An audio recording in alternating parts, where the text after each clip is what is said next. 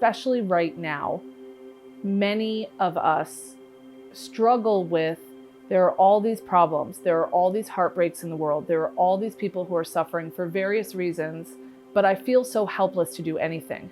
And I think my parents, are a really good example that everyone can find some way to engage. No matter how small or insignificant we think it is, the first step is a step into a life of advocacy. I always knew who they were because they have always been in service to the temple. But in 1997, my husband died, and I came to the temple and services, and I walked out the door the first time I came in, and Ellen and Dan were standing there waiting for me and said, you know, we've been through this experience of loss and we would like to be there for you. And that meant a lot to me at that time. Dan and I were pleased to serve together in the Marine Corps. He as an attorney and I as an administrative officer. And we got to be very, very close. In the Marine Corps, we say, make a difference.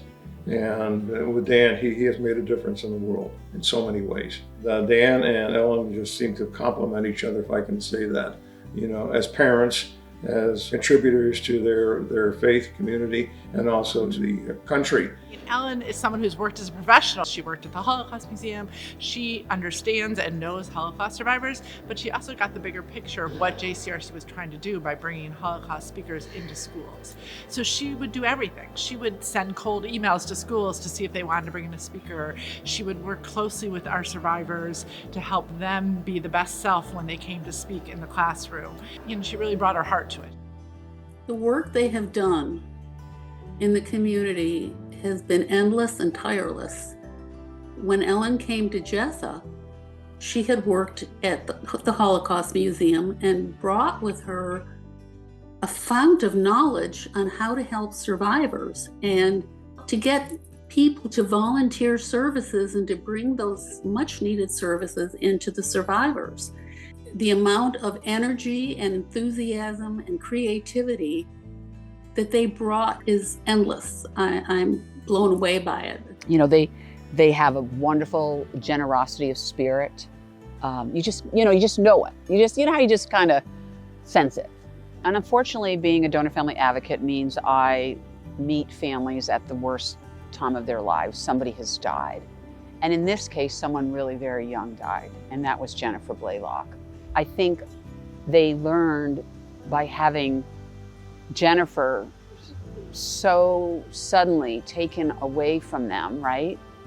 That they could live in that darkness or they could choose life. And they chose to become Donate Life ambassadors. So they're out there still 30 years later sharing their passion and commitment to the important cause of organ, eye, and tissue donation. Everybody knows them. When I would go visit my mother at work, everyone would say, oh, your mother's so great. She comes in all the time. She would say hello to everyone. I would go with my dad, the same exact thing. You'll never think of somebody who is lower than he is or at a different level. He will always listen and always feel that I can learn something from this person. She understands herself, she understands what skills she's going to bring to the table, and she's able to do that to be the best that she can be to really help JCRC and I'm sure every other organization that she's involved with. I think the most important thing is to be able to help people who need help, to reach out to the community, to provide services, to be there for people, to let them know that they matter. That kind of deliberate, intentional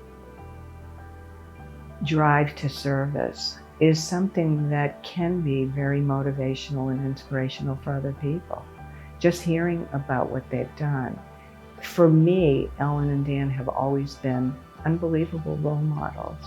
So in terms of the Distinguished Service Award, that's probably the highest honor that either of them could receive, because that's the thing that's really important to them, that they're being of service to not only inspire others, but to make a better Jewish world for the next generation.